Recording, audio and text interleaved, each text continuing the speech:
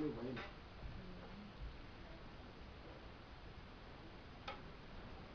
Ça sort bien. C'est ça. Gloire à Jésus.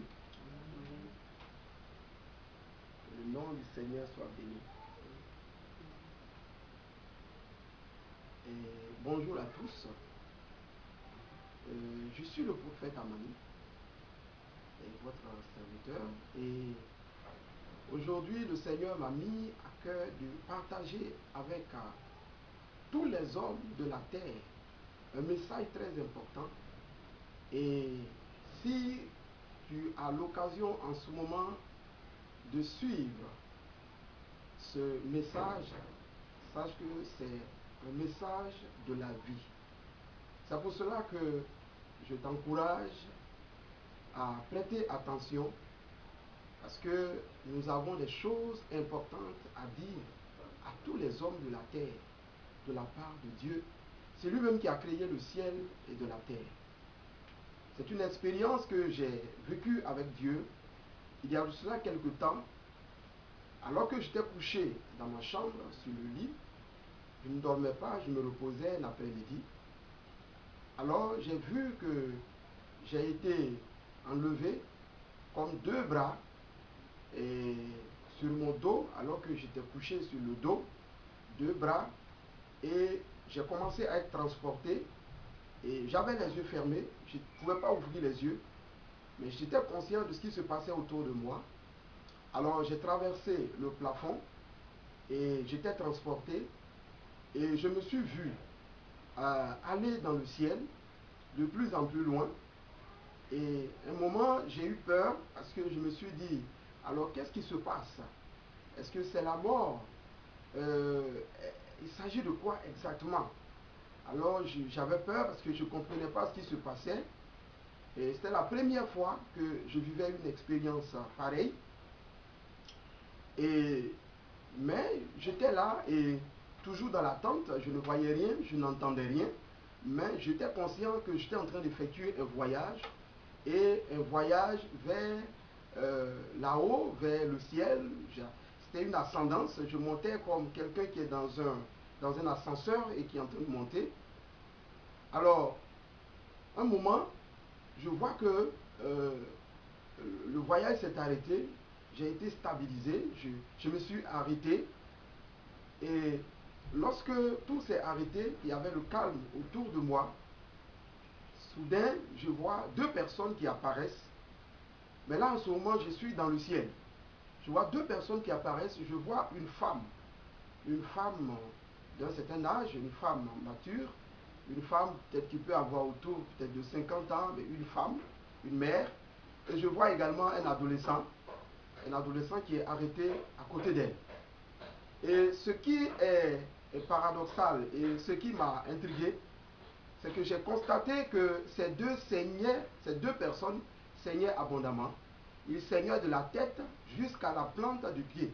C'est-à-dire que le sang sortait de la tête et ça coulait sur le corps et ça coulait sur le pied. Alors je les observais et je me demande, mais qu'est-ce que cela peut bien vouloir dire?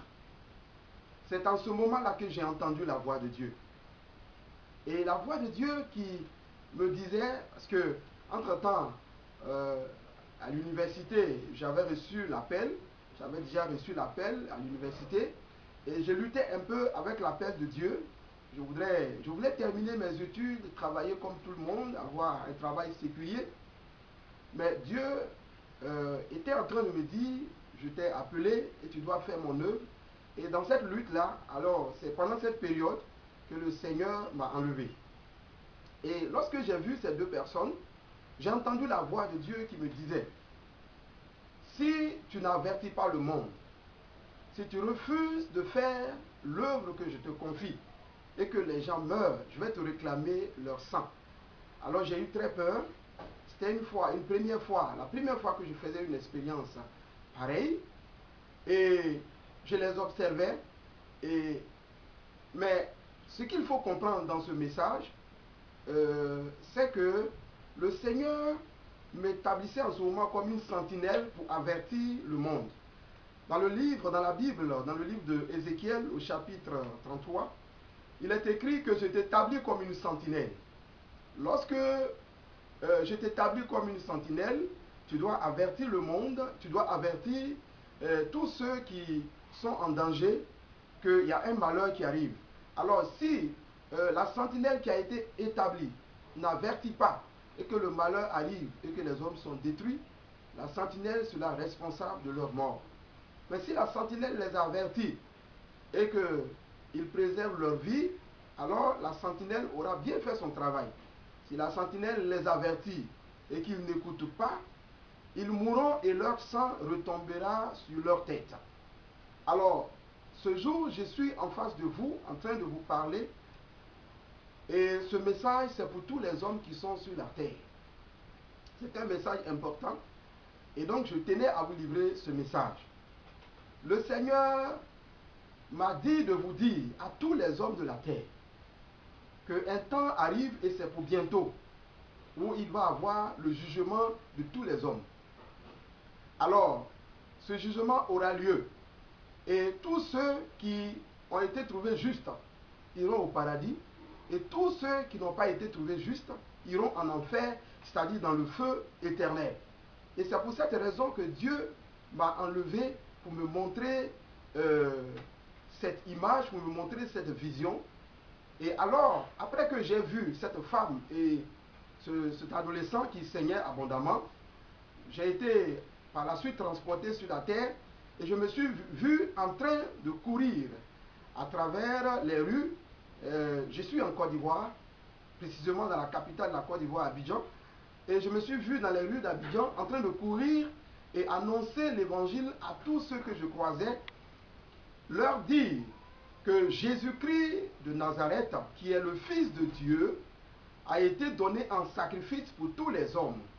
Et en ce moment, l'objectif c'était que les hommes entendent, reçoivent la grâce de Dieu, ce sacrifice de Jésus, pour pouvoir donner leur vie à Jésus, pour pouvoir faire la paix avec Dieu, pour ne pas mourir le jour que ce jugement-là viendra. Mais une chose qui est importante que chacun doit savoir, lorsque nous parlons du jugement de Dieu, effectivement, un temps viendra où Dieu jugera ce monde, mais nous devons également savoir que tout le monde ne verra pas, je veux dire, de son vivant ce jugement. D'autres iront avant que le jugement, mourront avant que le jugement de Dieu n'arrive. Mais ce qui est important, chacun d'entre nous, tous les hommes qui sont sur la terre, doit être prêt à rencontrer Dieu. Alors si tu meurs avant que le jugement de Dieu n'arrive, tu dois être prêt à rencontrer ton Dieu. Dans Amos, il est dit, prépare-toi à la rencontre de ton Dieu. Alors, ce jour, je suis en train de te dire, toi qui m'écoutes, vieillard, jeunes gens, femmes, enfants, adolescents, toi qui m'écoutes en ce moment, que tu sois noir, blanc, jaune, quelle que soit ta langue, je suis en train de te dire que le jugement de Dieu arrive et ce jugement est réel. Récemment encore, le Seigneur m'a montré une deuxième vision, toujours parlant de la fin des temps. Alors, je me suis couché ce jour-là et j'avais prié et vers 5 heures du matin, je me tais, alors que j'avais prié vers 4 heures du matin, alors vers 5 heures du matin, alors que j'étais couché, je vois comme dans le ciel une grande lumière, et quand je vois cette lumière, je vois des éclairs, j'entends des éclairs de tonnerre, il y a des grondements, et ça faisait très peur, mais je suivais et je regardais, et tout d'un coup je vois un doigt qui apparaît, et ce doigt qui apparaît dans le ciel, et je vois ce doigt-là dans cette lumière, et je vois le doigt qui se met à écrire, et ce doigt-là qui se met à écrire dans le ciel, je lis l'écriture, et l'écriture dit, nous sommes à la fin des temps. Nous sommes à la fin des temps. Le Seigneur est en train de avertir tous les hommes. Vous savez, ce n'est pas la première fois que Dieu annonce le jugement du monde et le jugement de la terre. Cela s'est déjà passé au temps de Noé dans la Bible, dans Genèse. Nous voyons cela dans Genèse 8, Genèse 9.